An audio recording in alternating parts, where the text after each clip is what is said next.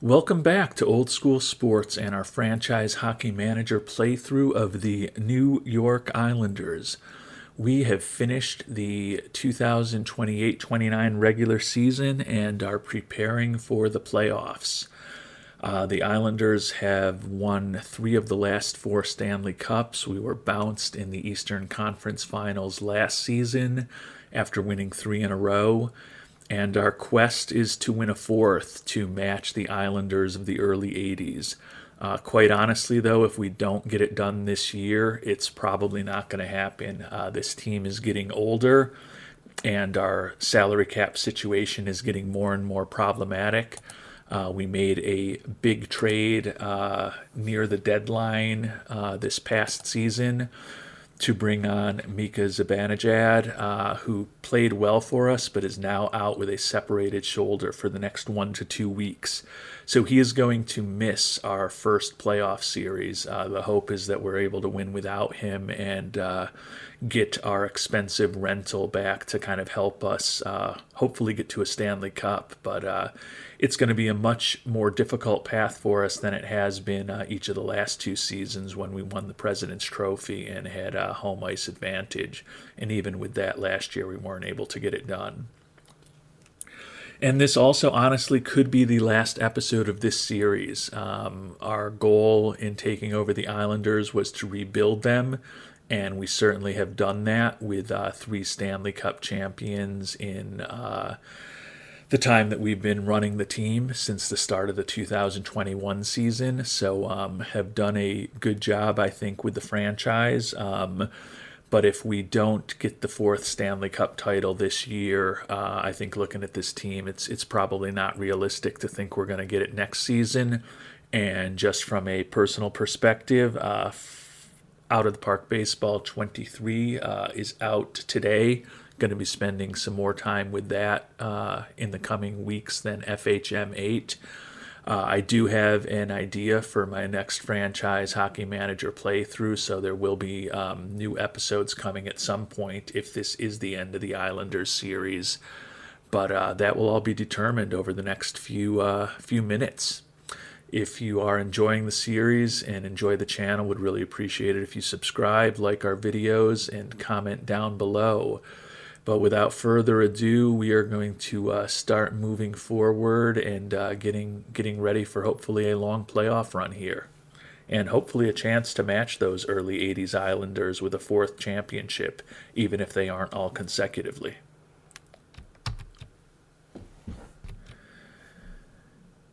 And before the playoffs get going, we'll see if we have any nominees for the big awards. Nobody from the Islanders for the Hart Trophy, nobody for the Vezina, nobody for the Norris after we won that several times in the past several seasons. Calder, nobody. Executive of the Year, nobody. Selke, nobody. Lady Byng, nobody. Mark Messier Leadership Award, nobody. Ted Lindsay, nobody. And Jack Adams, nobody. So we've won a lot of hardware over the past several seasons with the 3 Stanley Cups and a lot of other awards, but you can tell it was a down year for the Islanders and that we're not in the final 3 for any of the big NHL awards this season.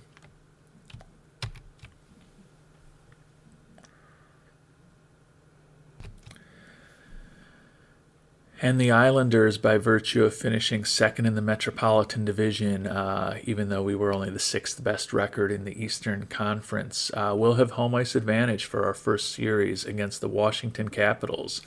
The Capitals actually had more wins than us this past season, 46-45, but because of 3 more overtime losses, we outscored them by 1 point. So hopefully that home ice advantage will prove to be a difference maker for us. Looking at the roster and the injury list, Zibanejad is day-to-day now with that separated shoulder since it's been several days since the end of the regular season. So the hope would be that we could hopefully get him back by maybe the 5th or 6th game of the series if the series goes that long. But we are going to start simming along and see how this series goes against the Washington Capitals. Game 1 for the Islanders versus the Caps. and a tough start for the Islanders with a 7-4 loss.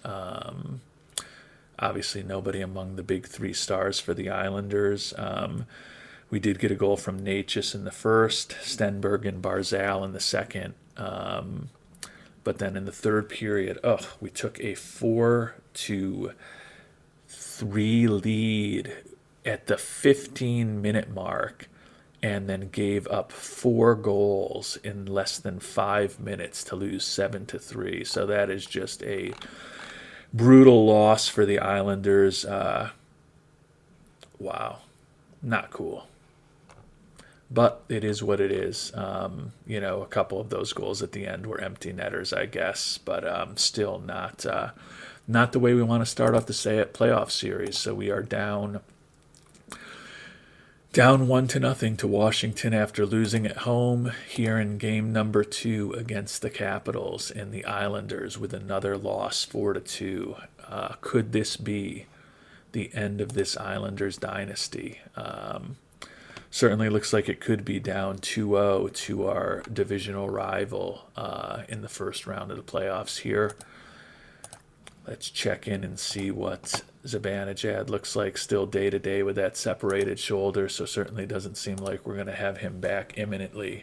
And we also lost Daniil But, which is a much less serious loss for us, but a torn pectoral cage muscle out for 2 to 3 months, so we will move him to the injury list. Doesn't look like Zibanejad's going to be ready to play, so we'll bring up somebody from Bridgeport who will likely be sitting on the bench for us, unfortunately. And we'll see what we can do.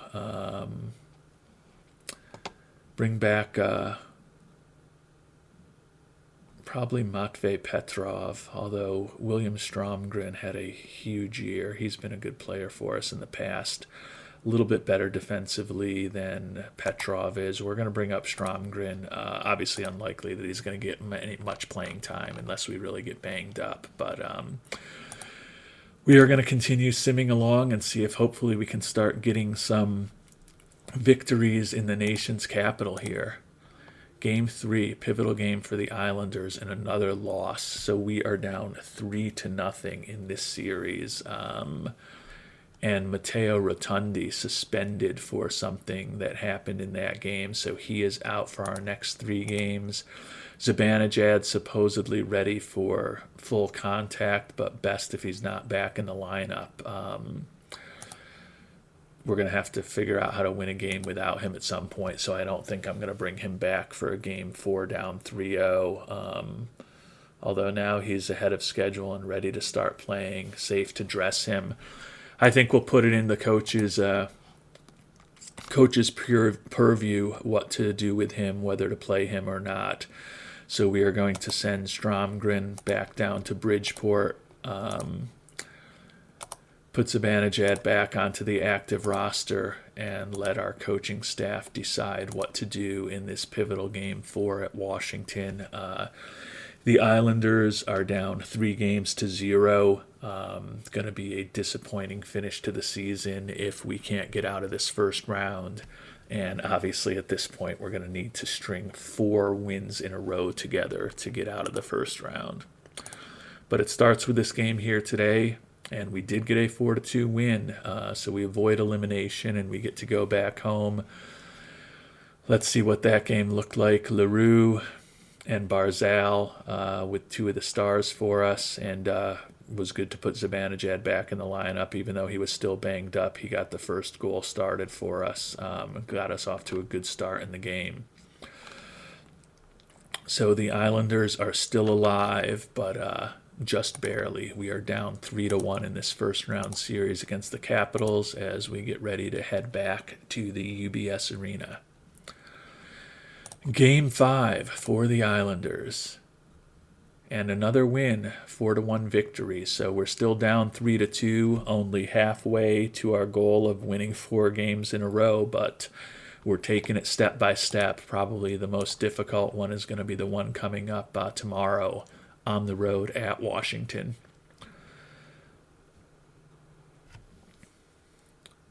This Islanders playthrough has been an interesting one for us and don't want it to end. But if we lose today, it likely is the end of this run for the Islanders, obviously, and the end of the series, most likely. I'm not going to change anything up.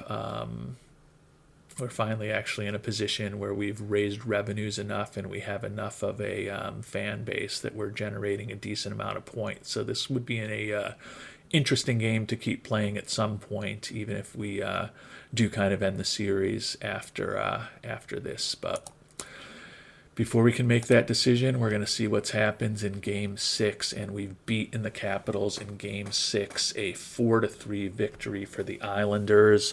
So after falling down 3-0 in this first round series, we have won 3 in a row and taken home ice back. We're headed back to the UBS Arena to host the Capitals in Game 7 tomorrow. So this Islanders team is resilient. They have the hearts of champions. Matteo Rotundi is now back. Noah Dobson ready to return to practice, so he could be back in a few weeks for us. The issue with Dobson, which we talked about in our previous episode, is that he was injured for so long when we brought on Zibanejad that we are right up against it with the cap. So we're going to have to do some shifting and make some difficult decisions given the salary cap situation if we're still playing when he's potentially available. But it would obviously be better to have those options than to not have those options. So we will see what happens. And I need to select some Hall of Fame nominees before I can move on. My nominee will be, I just don't really care, Teppo Numminen is fine. We are more interested in this Game 7 at home against the Washington Capitals. Can the Islanders dynasty move on and get another series? And we can. A 5-4 victory by the Islanders. We have rallied back from that 3-0 deficit in the first round, and you can see we were down 2-0 in this game. Natchez scored, then Misa completed the hat trick in the second period, so the Capitals were up 3-1 on a hat trick by Luke Misa heading into the third period. Islanders stormed back with goals from Leroux, Almquist, and Zibanejad to push us into overtime. And then in overtime, captain, my captain, Matthew Barzal, with his 6th of the series, pushes the Islanders into the second round of the Eastern Conference playoffs. So a historic comeback for the Islanders from a 3-0 deficit. Can we keep that momentum going and put something special together over this next round of the playoffs? We'll find out shortly. And we are still 1 to 2 weeks away from having to make a decision on Noah Dobson as he comes back from that fractured knee. And you can see we will not have home ice advantage for the next round. We will be going against the divisional champion Philadelphia Flyers, who outscored us by 3 points during the regular season, also put up 3 more wins than we did. Looking at the more expanded standings, they were a better team than us. They scored more goals than us, and they allowed only 4 goals more. Plus 45 differential was the best in the division and third best in the Eastern Conference. So going to be a heck of a hard-fought series, I think. Let's see how it goes.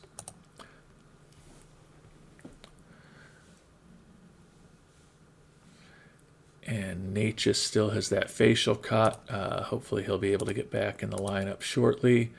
Starting off Game 1 of the Eastern Conference semifinals in a 5-1 loss for the Islanders. So after winning 4 in a row, storming back in that series against the Capitals, a tough start on the road for the Islanders. Would be great if we could steal this second game here in Philadelphia. And we did a 5-2 win for the Islanders. So we've taken the home ice advantage from the Flyers as we head back to Long Island. Tanner Howe, Noel Gundler, and Adam Fox with the 3 stars for the Islanders. You can see Tanner Howe got the scoring started. A couple of goals from Chibrikov in the second period.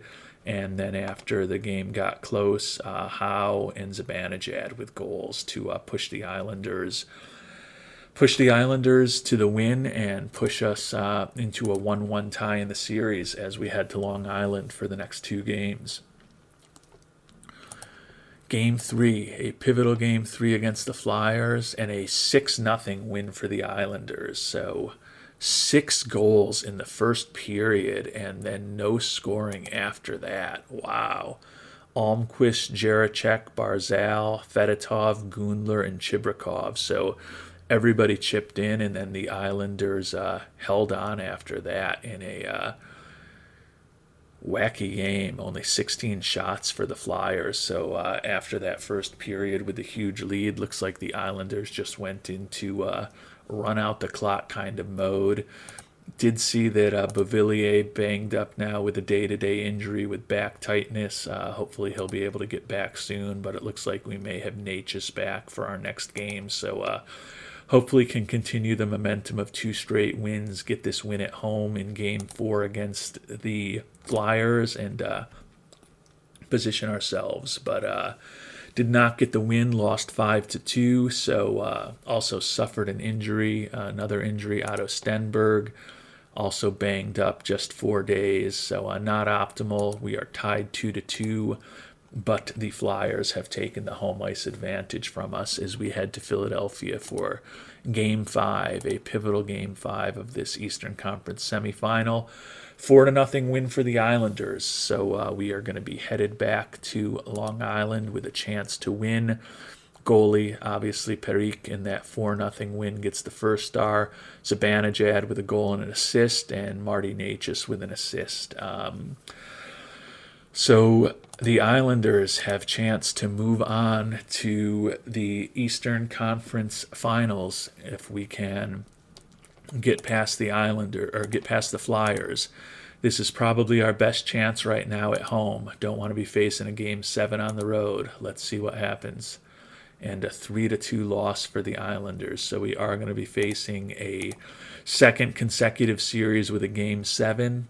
Unfortunately for the Islanders, this one is going to be on the road rather than at home. We have taken 2 games in Philadelphia in this series.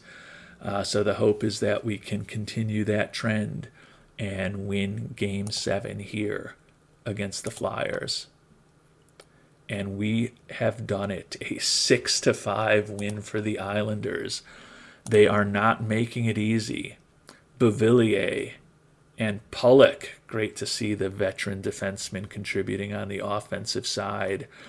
Islanders jumped out to a 2-0 lead. It was 2-1 at the end of the first period, but then the Flyers stormed back, taking a lead on us into the third period, and they extended the league even further. Wow, the Islanders were up 5-3, the Flyers were up 5-3 on home ice 4 minutes and 20 seconds into the third period.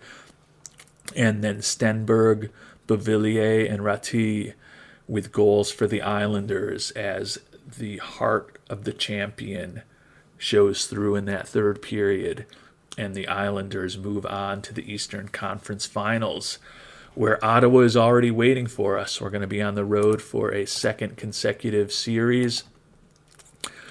Ottawa, with 111 points, was the second best team in the Eastern Conference this year, the third best team in hockey behind only Vancouver and Detroit. And as we look into the playoffs, Ottawa took out Detroit, the best team in hockey, in the last round. Vancouver still playing. They're going to be up against Colorado in the Western Conference Finals. So the Islanders back in the Eastern Conference Finals for a fifth consecutive year, won those first three trips on the way to Stanley Cups, lost in the Eastern Conference Finals last year to Tampa Bay, who went on to lose in the Stanley Cup Finals to the Blackhawks. So we are going to be playing Ottawa.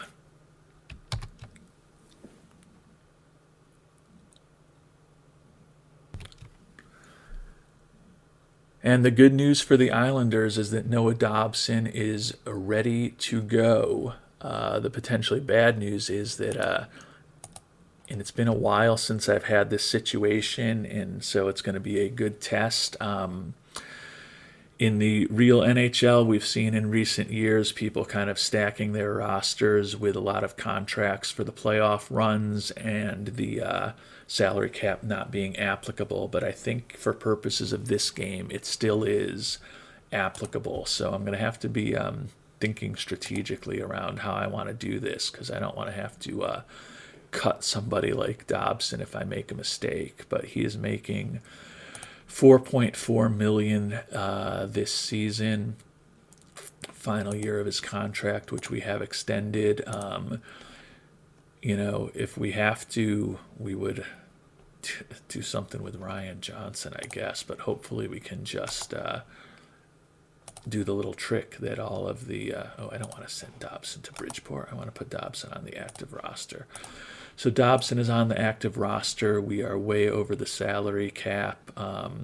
Let's see if it will allow us to send Ludwig down to Bridgeport and then move forward. We're obviously over the salary cap now. I don't think the game is going to like that. I don't think it lets us pull the little trick that we've seen in the playoffs, but we'll give it a try and see what happens. And maybe it does.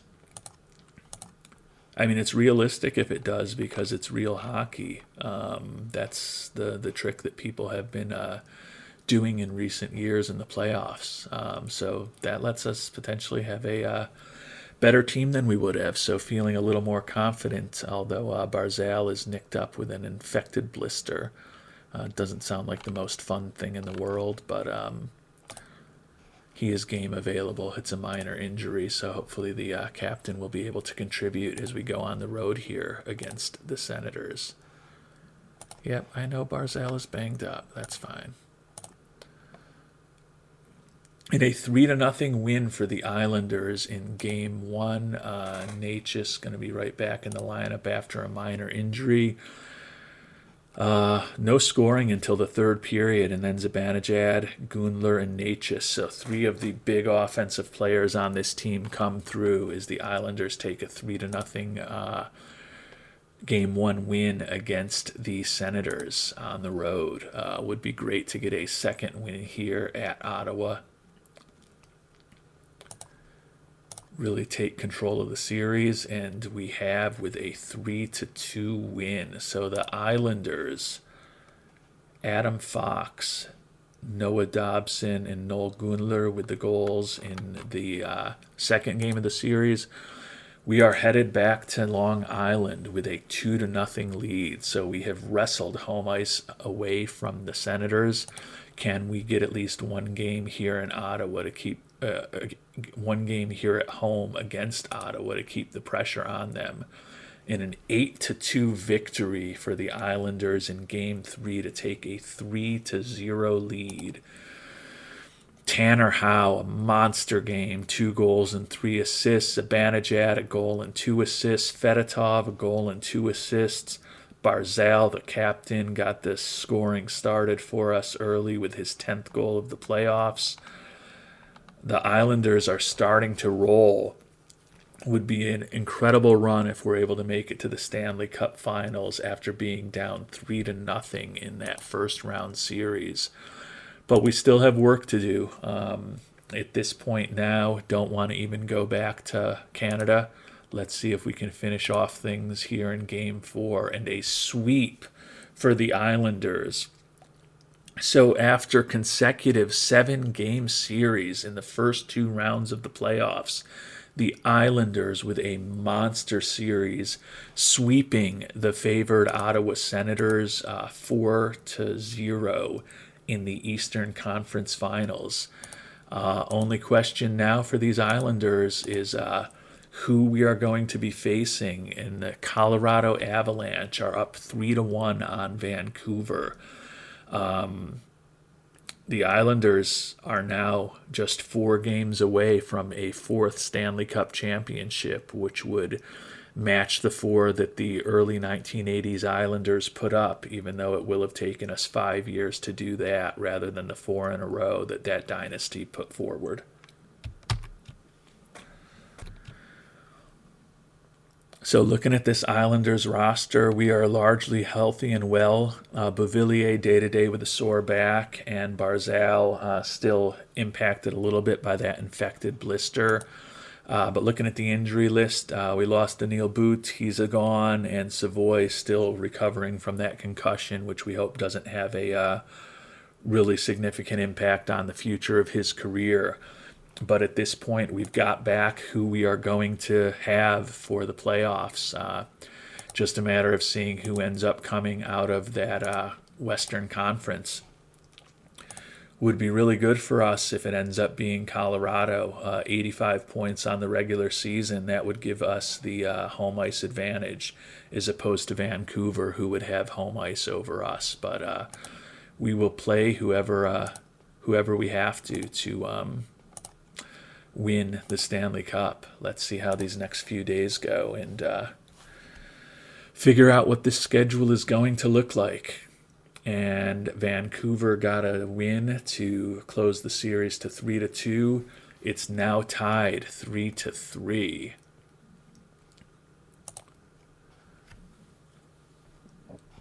And I did just miss who won that last. I think that last game just came across. I realized I had set this up for a longer term sim than I wanted. Not that I think I'm going to be doing any changes to the roster before. Okay, no, they're still only tied at 3-3. I don't think we're going to be making up any big changes, but didn't want to continue simming a whole week. Just want to go game by game to see who we are up against. And Vancouver rallied back. So Islanders were proud of our comeback from an 0-3 deficit in the first round, but Vancouver just came back from a 3-1 deficit in the Western Conference Finals to win the Western Conference. And not great for us, because that means that we will be on the road against a team that scored 14 more points than us in the regular season. So not an optimal situation for the Islanders, but hey, we've got a shot to win a 4th Stanley Cup with this team, and that's all we can ask for. So we are going on the road to Vancouver to see how this Stanley Cup Finals goes. Given the ups and downs of the regular season, it's a great victory for the Islanders to just have made it this far into the playoffs. But obviously, with a team that has won 3 of the last 4 Stanley Cups and could match one of the great dynasties in history, and actually more than just the Islanders dynasty, match some other great dynasties in history if we are able to get a 4th Stanley Cup. Not going to think at all about this, just going to go King Henrik, Gary Suter, Mike Vernon, Tom Barrasso. I'm apparently biased towards those old goalies, but I don't really care what happens with the mythical Hall of Fame voting. I am much more concerned what happens with the mythical Stanley Cup championship that the Islanders are going to be chasing here. We are in Western Canada. The Islanders are ready to go. Looking at the roster, everyone is healthy. So let's start the series against the Vancouver Canucks in a 6-3 loss for the Islanders in Game 1. Jeremy Leroux banged up with a mild groin strain. Not a great start for the Islanders, but we've had some pretty bad starts in the first 2 series of these playoffs and came back. Hopefully we can continue that trend. But a 3-0 loss here in Game 2, so backs are not quite up against the wall, but very close, as we are down 2-0 to the high-powered Vancouver Canucks. The Islanders have extended our contract, which is nice news for us. But right now we are more focused on hopefully getting a win tonight at the UBS Arena and getting back into the series. And a 4-2 loss for the Islanders. So we are now down 3-0. So we're going to have to duplicate what we did against the Capitals in the first round, where we fell back 3-0, where we fell down 3-0 and then came back with 4 straight wins. Going to be much more difficult to do against the second best team in all of hockey that has the home field or the home ice advantage on us. Let's see if we can at least get 1 W here in Game 4. And that is not the case. So after a sweep by the Islanders to get into the Stanley Cup Finals, we were swept out of the Stanley Cup 4-0 by the new champions, the Vancouver Canucks. So 3 championships for the Islanders in the past 5 seasons, 4 trips to the Stanley Cup Finals, but we have now come up empty each of the last 2 seasons after winning 3 titles in a row with this team.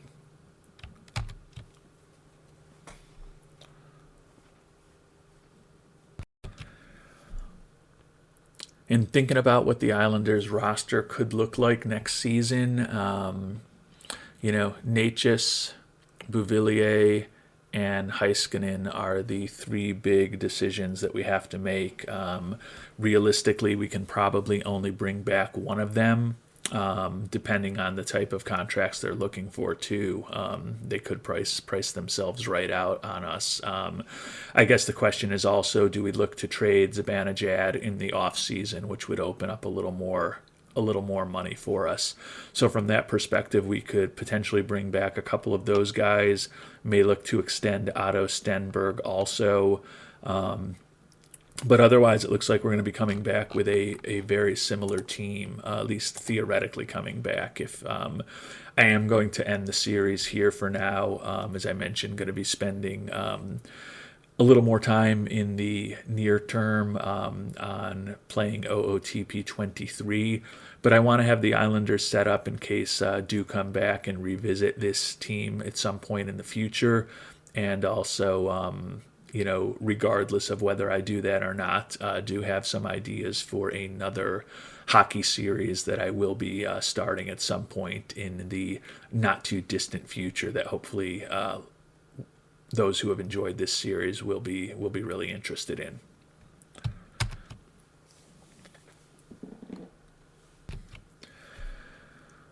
So looking at the players who are headed to free agency, Heiskanen looking for a little less money, but still $7.2 million a year for 5 years with a no movement clause. He's going to be turning 30 in the off season. Really good for us, plus 20 this year, 33 points in 77 games, a very, talented defenseman, but it may be a little expensive. Vivilier, longtime Islander, assistant captain, making close to $5 million, just turned 32 years old, however, looking for $4.4 million a year for 3 years with a no-trade clause. That's going to be tricky for us. Natchez is 30 years old now, so a couple years, a year and a half younger than Vivilier. He's looking for a little over $6 million a year. They're all looking for kind of what they're worth. Certainly no discounts on that. And Otto Stenberg, hopefully we can bring him back for a lot less for the 24-year-old. Yeah, he's only looking for $1.3 million a year for 2 years. So we'll see if we can get him for a little less than that at $1.25 million a year, and see if maybe he'll do that for 3 years. Doubt he'll go for that, but let's see. Nope, he wants the only 2-year contract, so 1.25 for 2 years. He really wants the full 1.29, but we are going to. I will meet his demand, and we'll submit the offer to him. So at least we'll get Stenberg. locked up. He played 26 games for us, had 16 points, so he did okay this year. Actually, reasonably productive as a 23-year-old in limited action. So certainly not going to be bringing back both Natchez and Vivilier. The question is whether we'll be able to bring back any of them or either of them. So at least hopefully bringing back Stenberg will help improve the roster a little bit as we get ready for next season. And we're kind of at the point where we need to decide what, if anything, we're going to do with Heiskanen, Vivilier, and Natchez. Heiskanen is the youngest. He's probably the most productive at this point. You can see each of the last 2 years, Natchez and Vivilier. Vivilier with 19 goals and 17 goals. Natchez with 15 and 16. Natchez is a player who's always kind of been better on paper than he actually has been on the ice for us, but still an important part of our offense. But our defense has been just such a key part of what these Islanders have done that I think bringing back Heiskanen, even though he's going to be 30 years old, if the contract doesn't work out, we can potentially deal him, but want to at least have the option. No guarantee that he'll be on the roster next year, but I think if we sign him for a decent contract, he's got enough value that we can get out of it and get something for him, even if it's only a 5th or 6th round draft pick, when we look at what the roster looks like and what the salary cap situation looks like over the summer, if it's not the right thing to bring him back, but at least want to have that option. And may look to kind of do something similar with Vivilier and Natchez. It'll obviously really kind of tie ourselves up because we're not going to have any salary flexibility at all, and it's just going to be a matter of trading players away to kind of get under the cap rather than doing something really exciting in the off season. But we'll see if we can get them locked up for a little less than they're looking for to give us some options in the off season.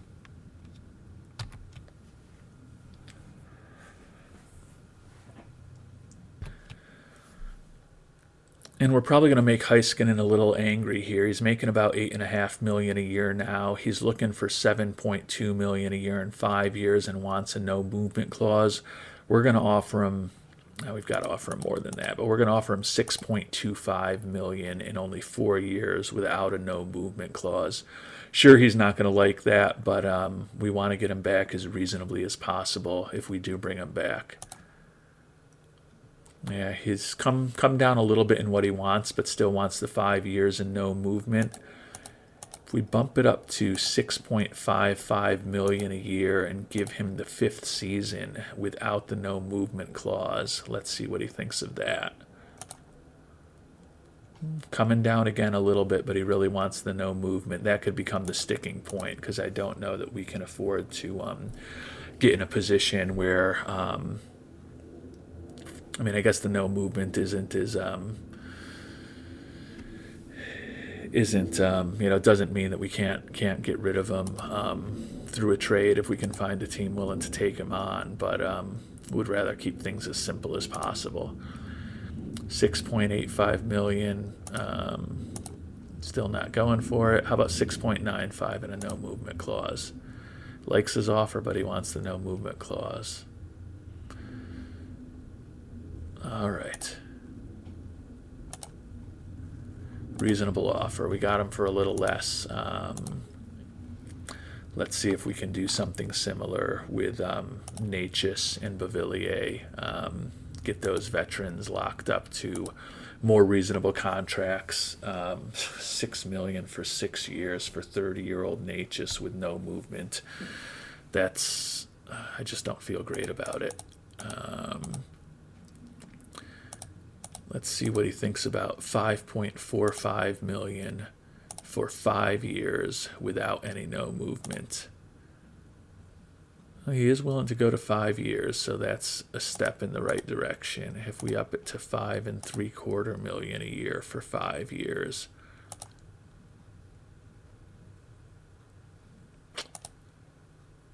I think $5.95 million for 5 years is as high as we are going to go. Going to have to add in the no movement. All right, we'll see if we can bring back Natchez. And then last but not least, certainly not least, Vivilier. He works incredibly well with Barzal and Dobson. Still a productive player. He's been banged up. This one's going to hurt to let him go. Just turned 32 years old, though. He's making close to $5 million now. He's looking for just over $4.4 million, 3 years. How about $3.75 million? Not pleased with that, but he's at least willing to continue talking.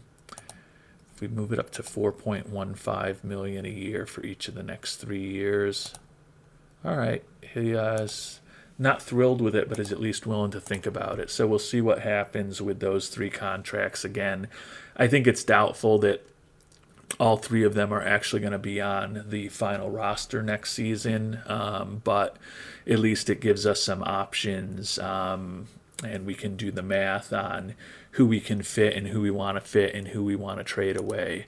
So yeah, we did get Vivilier, Heiskanen, and Natchez and Stromgren all signed, so that's positive for the Islanders.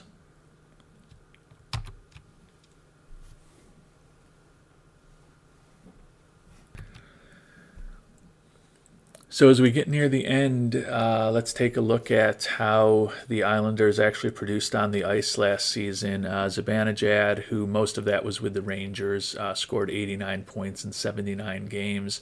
Noel Gunler, who picked up a few seasons ago, has been a great player for us. 43 goals, 41 assists, 84 points in those 82 games.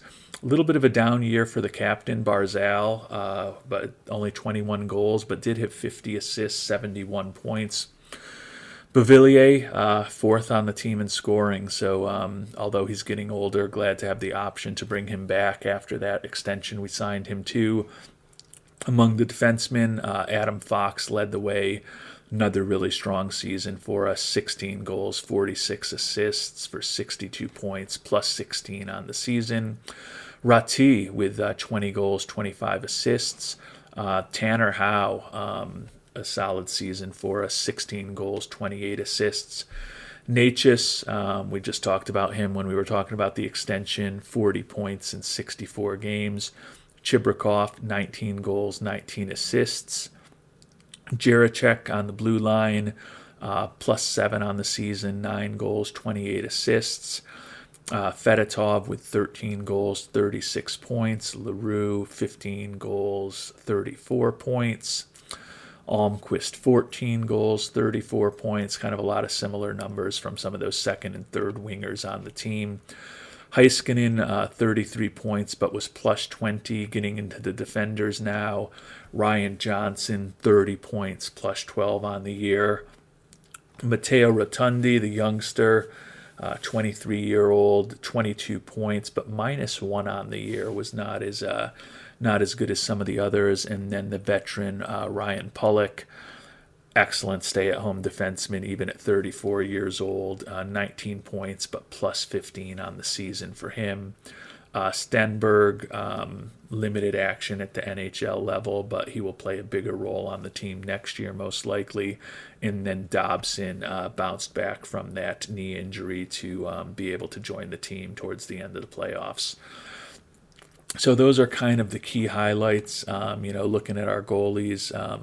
Parikh was in there every day this year, which was good. 65 games played, 38, 18, and 9 record, 288 goals against, 916 save percentage. And Brochu kind of moved into the backup role, which is kind of where we wanted him.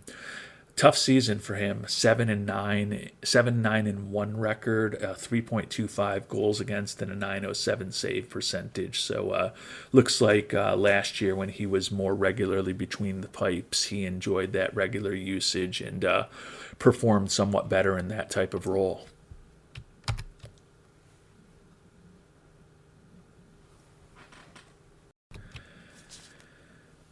And we had a decent score of 29 for the season, giving us another 5 points to spend on our ratings. We're already an expert negotiator. We'll improve player management, discipline, self-preservation, and then notch up again discipline and self-preservation. We just got extended. We don't really need to save our job, but it is what it is at this point. We know that we didn't have any major award winners. Looking at the All-Star team, nobody on the first or second team for us, and also nobody on the All-Rookie team. So it was definitely not as dynamic a year from these Islanders as some of the previous seasons had been, especially in terms of the regular season. Obviously, we made it into the Stanley Cup Finals, so it's hard to be too disappointed in the season when you have a long playoff run like we did.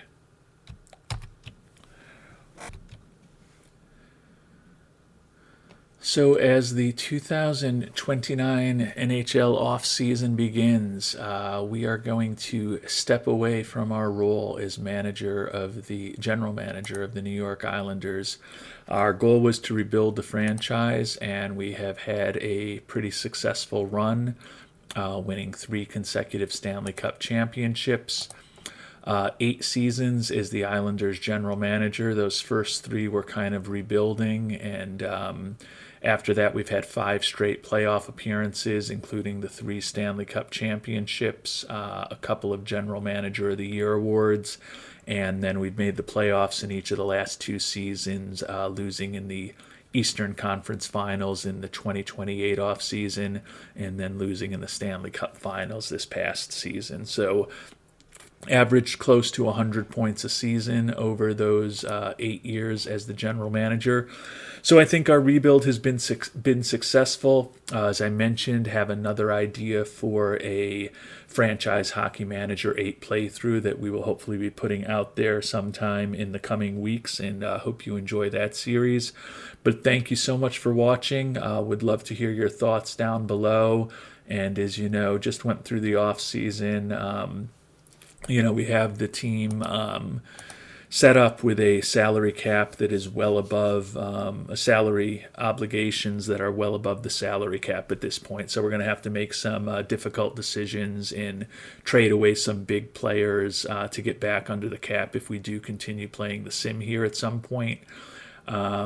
Not our plan to immediately, but we haven't quit our job. So there's always a chance that someday we'll be back with more on these Islanders. But in the meantime, thank you so much for watching this series, and hope you have a great day.